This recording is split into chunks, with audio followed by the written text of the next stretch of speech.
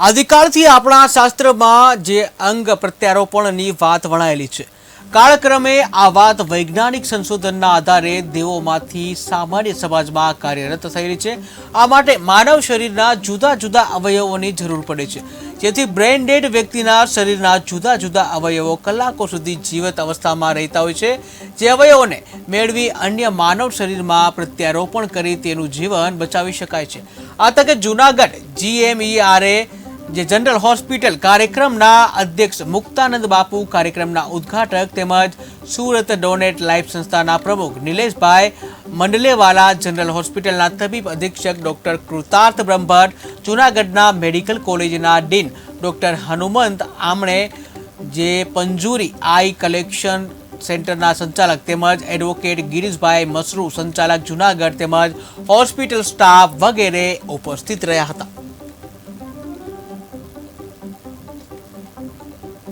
આજરોજ તારીખ 18 ફેબ્રુઆરી 2024ના રોજ GMERS જનરલ હોસ્પિટલ જુનાગઢ ખાતે પંજુરી આઈ કલેક્શન સેન્ટર જુનાગઢ તથા સત્યમ સેવા યુવા મંડળ જુનાગઢના સંયુક્ત ઉપક્રમે અંગદાન જાગૃતિ કાર્યક્રમનું આયોજન કરવામાં આવેલ છે। આ કાર્યક્રમમાં ડોનેટ લાઈફ સંસ્થાના સ્થાપક શ્રી નિલેશભાઈ મંડલેવાલા મુખ્ય વક્તા તરીકે ઉપસ્થિત રહેલ છે।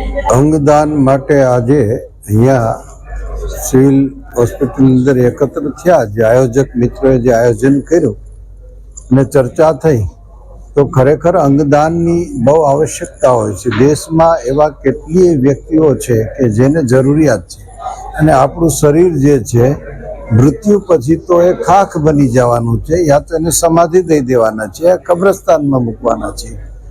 જેમ આપણે સુવર્ણ હાથ ઉપર અંગ ઉપર હોય તો ઉતારી લઈએ છીએ, તો એ કિંમતી છે માટે, પણ એ સુવર્ણ કરતાં ને ડાયમંડ કરતાં જો કિંમતી હોય તો આપણા અંગો છે, અને એક આપણા અંગદાનથી કોઈનું જીવન બનતું હોય તો આપણે અંગદાનની પ્રવૃત્તિઓને વેગ આપવો જોઈએ જુનાગઢ જિલ્લાની અંદર। અને મૃત્યુ તો નિશ્ચિત છે, મૃત્યુ પછી બચાવી નથી શકાતું, માટે એના દ્વારા અનેકનું જીવન બનશે। તો આવી પ્રવૃત્તિઓ જો આયોજન કરીને કરવામાં આવે અને વ્યવસ્થિત રીતે સ્પીડથી એ અંગદાન કરી શકે, અને ડૉક્ટરો એ ખાસ રસ લે છે, બહુ સારી વાત છે। એટલે અમે બિરદાવીએ છીએ આ પ્રવૃત્તિ કરવા।